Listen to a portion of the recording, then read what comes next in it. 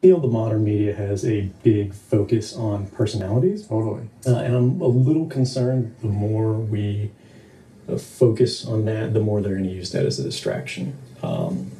And I don't necessarily want that to happen, which is why I've consistently said, I'm not the story here. Nervous. No, it's a very, very cheap pen that just emphasizes Forrest Pro. Go ahead. Yeah, anything I can do to help you guys get this out, I will do. I don't have any experience with media, with how this works. So I'm kind of learning as I go. Right. So I just want to get a sense of why did you decide to do what you've done? So for me, it all comes down to state power against the people's ability to meaningfully oppose that power. And I'm sitting there every day getting paid to design methods to amplify that state power. And I'm realizing that if, the policy switches that are the only thing that restrain these states were changed, you couldn't meaningfully oppose these. I mean, you would have to be the most incredibly sophisticated technical actor in existence. I mean, I'm not sure there's anybody, no matter how gifted you are, who could oppose all of the offices and all the bright people, even all the mediocre people out there with all of their tools and all their capabilities. And as I saw the promise of the Obama administration be betrayed and walked away from, and in fact actually advance the things that had been promised to be sort of curtailed and reined in and dialed back, and actually get worse, particularly drone strikes, which I also learned at NSA we could watch drone videos from our desktops. As I saw that really hardened me to action. In real time? In real time, yeah. It'll stream a lower quality of the video to your desktop.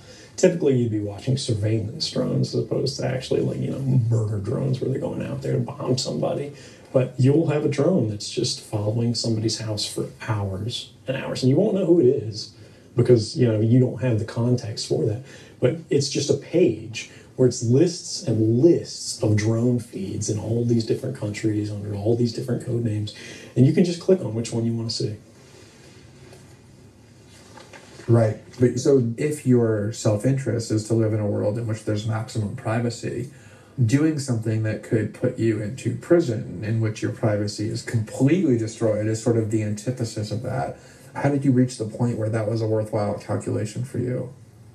I remember what the internet was like before it was being watched, and there's never been anything in the history of man that's like it. I mean, you could, again, have children from one part of the world having an equal discussion where, they were sort of granted the same respect for their ideas in conversation with experts in a field from another part of the world on any topic, anywhere, anytime, all the time.